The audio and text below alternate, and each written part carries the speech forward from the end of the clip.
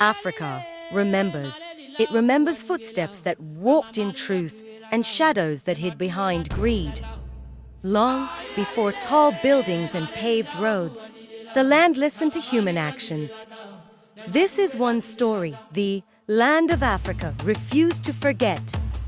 In a quiet African village called Ayana, where red soil stained bare feet and palm trees whispered secrets to the wind, people lived simple lives. Every morning began with roosters crowing and women singing softly as they swept their compounds. Children ran freely, elders sat beneath a wide iroko tree, and cooking smoke rose gently into the sky each evening. Ayana looked peaceful, but beneath the calm lived fear of power. At the center of the village lived Chief Aid, the village head.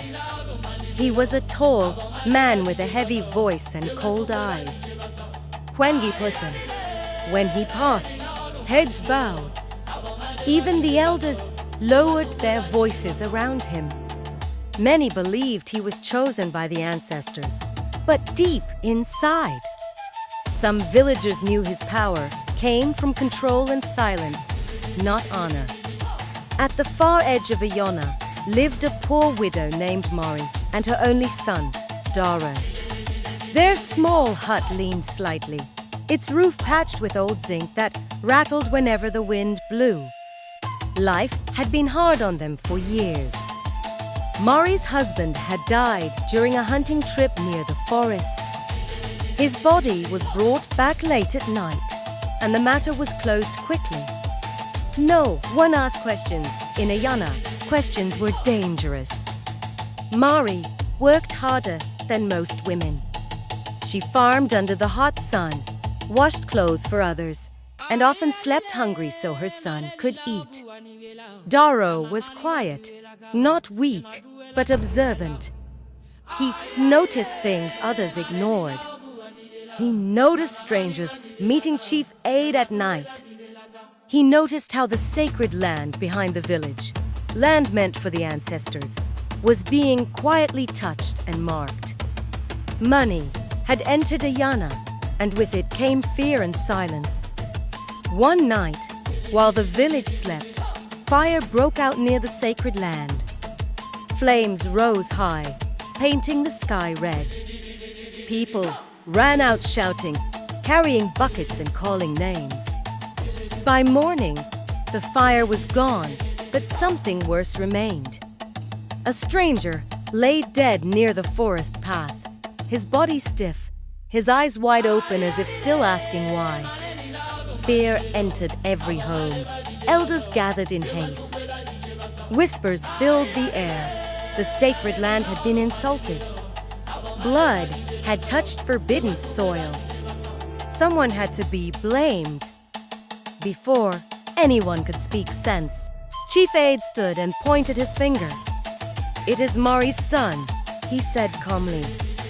"Daro is always near the forest. He knows hidden paths." The crowd gasped. Eyes turned, Mari fell to her knees, holding her son tightly, crying. "My child is innocent," she begged. "He was with me all night." But no one listened. Daro was dragged forward and beaten, not because there was proof, but because fear needed a victim. The first stick landed on his back with a sharp sound that cut through the air. He kept asking one question again and again. "What did I do?" No one answered him. Another stick came, then another. Dust rose from the ground as he fell to his knees. Some villagers turned their faces away, unable to watch. Others stood still, afraid that showing pity might make them the next target. The elders sat quietly, their hearts heavy, but their mouths sealed by fear of Chief Aid. "Please," she cried, "if someone must be punished, punish me. He is only a child." She held Daro tightly as blows fell on her back too. Her cries filled the air, but they were treated like noise. not words. Chief Aide raised his hand, and the beating stopped, not out of mercy, but because he had seen enough. This family has brought anger to the land, he sighed coldly. They must leave Ayana before nightfall. The crowd did not argue. By evening, Mari and Daro were pushed to the edge of the village. Their small hut, the only home Daro had ever known, was set on fire. The flames climbed quickly, eating the dry wood and old zinc roof. Mari screamed as she watched years of suffering and sacrifice turn into smoke. Daro stood frozen, his body aching, his heart breaking, as sparks flew into the darkening sky. That night, they slept outside the village, under a white tree with no walls and no roof.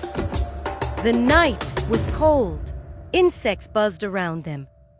Daro could not sleep. Every time he closed his eyes, he saw the fire again. He saw the faces of people he had helped before, now silent. He wondered when the world had turned against truth. Mari did not sleep either. She stared into the darkness, whispering prayers to the ancestors, asking what crime she had committed to deserve such pain. She held her son close, afraid that if she let go, the world might take him too. Days passed as they walked, without direction. Hunger weakened them, their feet blistered. Some villagers chased them away when they heard they were from Ayana. Others allowed them to rest, but offered little food. Rumors had traveled faster than truth. One afternoon, exhausted and nearly hopeless, they collapsed near the forest and met an old blind man called Old Femi. He sat calmly, as if he had been waiting. Without asking questions, he spoke. "The land has been wounded by lies," he said. "But lies cannot live forever." He touched Daro's face gently and nodded. "You will suffer more," he said, "but your suffering will give you eyes that see clearly." Life did not become easier after that. Mari's strength faded with each passing day. Years of stress, hunger, and sorrow had eaten deep into her body. Daro worked wherever he could, carrying loads, farming, doing hard labor meant for grown men. Still, it was never enough. One evening, as the sun lowered slowly, Mari collapsed. Daro held her as her breathing became weak. "My son," she whispered, forcing a small smile. "Promise me something." "I promise," Daro said, crying. "Do not allow bitterness to destroy you. Let truth be your weapon." Those were her last words. She died quietly in his arms. Daro buried his mother with his own hands. He had no tears left to cry. Something inside him broke that day, but something else was born strength, silent and deep. Years passed. Daro moved from place to place. He slept under open skies and walked long roads. He learned how to survive without anger ruling him. He listened more than he spoke. He learned patience from hunters who waited hours for prey. He learned healing from old women who understood herbs and pain. He learned wisdom from storytellers who had seen kingdoms rise and fall. Slowly, the boy people once beat became a man people listened to. One night, as Daro sat alone by a fire, a thought returned to him like a voice carried by the wind. Go home. When Daro returned to Ayana, the village barely recognized itself. The sacred land looked wounded. Crops failed often. Sickness was common. The laughter of children had faded. The wealth that once passed through Chief Aide's hands had disappeared, leaving only fear and regret behind. Chief Aide himself was no longer the strong man he once was.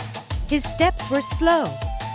His eyes darted around, like someone constantly running from his own shadow. Sleep no longer came easily to him. During the annual festival, when drums beat and people gathered as tradition demanded, Daro stepped forward. His voice did not shake. "I was beaten here once," he said. "I was chased away without truth. Today, I have come back with it." The crowd fell silent.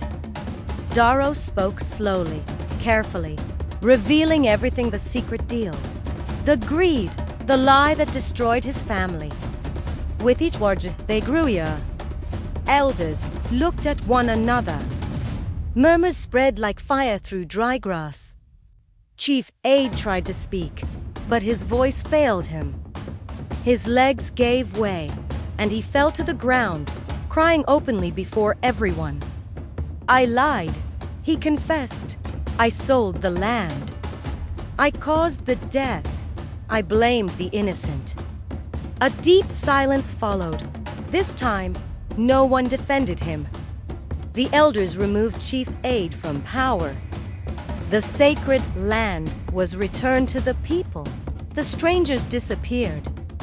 Mari's name was cleared publicly, and shame covered those who had remained silent.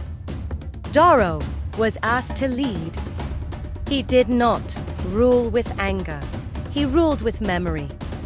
He rebuilt homes, restored trust, and reminded the people of Ayana that silence in the face of injustice is also a crime.